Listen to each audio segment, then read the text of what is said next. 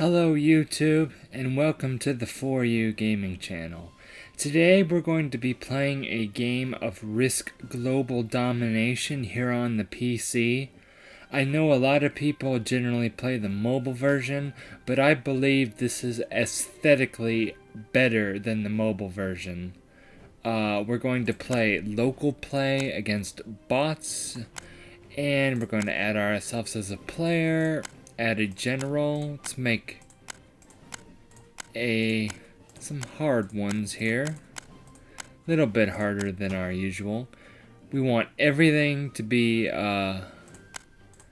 manual, so we can definitely put our units where we want them. Everything looks pretty good, so let's just get started. Blue Army starts, and in this early part of the game we are going to pick territories across this global map. I had another setting there where the game would automatically pick each of these bordered territories, but we're not going to do that. We're actually going to pick our territories and then put our troops on these territories so we can later attack and defend against our enemy. So I'm going to put one on Western Australia, and as you could see, red, green, and yellow put theirs in respective places. Anyway, Eastern Australia, looks like Australia is definitely going to be contested at this point. Let's put one in here. Yes, this is looking pretty good. India, here. Ooh, looks like that red guy's definitely trying to go for Africa. Here. Then we gotta put some, across the world so, our enemy doesn't gain too big of a foothold. And there, we have set up our territories, and now we're going to place our troops. Each territory by default has to have one troop in order for you to control it. You can attack, well, we'll get into attack and defense later, but we're going to put one there, put one there, there, there, and we're going to put the rest of these as we see fit. Okay. We want to defend India for sure. And we're going to put our rest on Western Australia. And we have 3 more troops because our turn has actually started.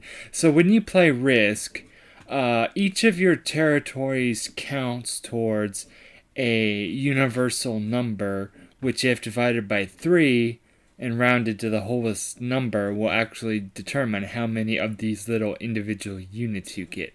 For now, we get 3. That's pretty much the default you start out with because you have to pick out a territory in manual mode. So we're going to put our troops where we want them. And we have done so. Now we move on to the attack phase. We can attack anyone we want now from any of our territories, but we must keep in mind that we must have at least 2 troops before we begin to attack, because one troop has to stay behind and one troop goes forward. Anyway, let's start one of these attacks. Now, since I have 4 units, I can get at most 3 attack dice, while their 1 unit gets 1 defend die, but they can at most get 2. So we're going to roll. And we have a 6, which beat their 4, so we automatically take the territory. Next, we're going to claim this territory. And now we control the entire continent of Australia. Very good starting out. We're not going to get hasty here. In fact, I'm not sure I want to attack anywhere else. Another thing I have to explain is that when you attack and you claim at least 1 territory, you get a card at the very end of all these attack and phases and stuff, and having 2 or 3 or 4 cards will give you an additional bonus to the troops you receive every turn. And when it's your move again, you can place them and begin your attack all over again. So just in case you didn't know that for new players, here is a different phase that comes after the attack phase. Basically, we can take one territory and send as many troops as we want, gotta leave one behind, to any territory that is connected to it. So if I wanted to move 3 from eastern United States up here, it would move them there, but I couldn't like send it to Europe or Asia or something. They have to be connected, basically. So I think we have overextended ourselves a little. So I am going to move an additional defense force here, and we will gain our card. Now it is Green's turn, and he gets to do everything like I have outlined before. And he is attacking one of our territories. He has 10 troops. He'll take it very easily. Attacking red. Very good. And he took 2 territories and then took a card. Red's turn. 3 troops, dropping it on South America. What's he going to do? He's going to attack green first. Very good. Oh, he's going for us. Okay. We're losing some territory in North America. Southern Europe, red has taken also. Who's he going for? Green.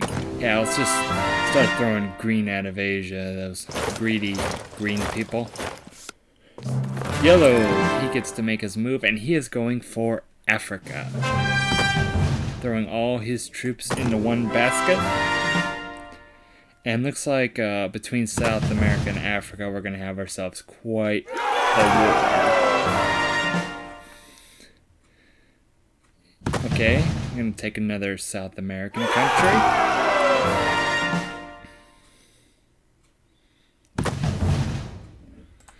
Taking a territory in Asia. Okay, China. This yellow guy's actually doing pretty good. He's taking lots of territory early on. He will be a formidable opponent. And guess what? It is our turn again.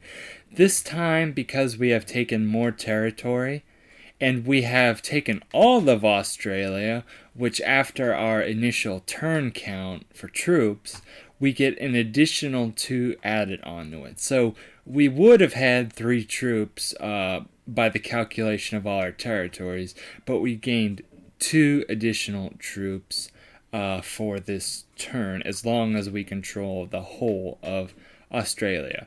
Other continents have this also. Africa's 3, South America 2, North America is very popular, it's 5, and Asia is the best with 7. Europe's also 5, but Europe's usually too much of a battleground. You can't really keep that until at least the late game. Another thing I want to mention is the cards.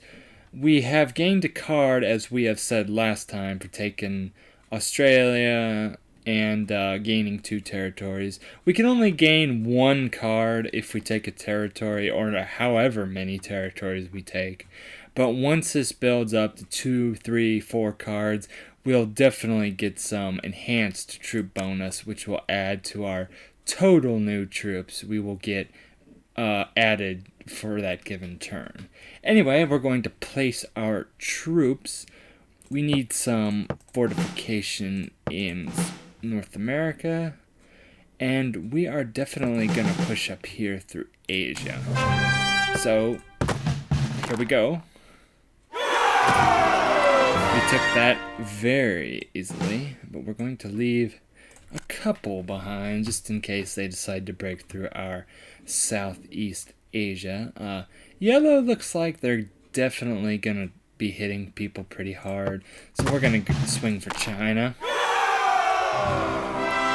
Easily won that.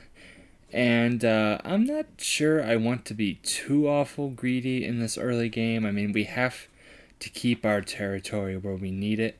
So we're going to end our attack phase there.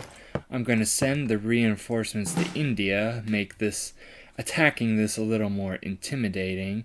And we're going to end our turn and get a card.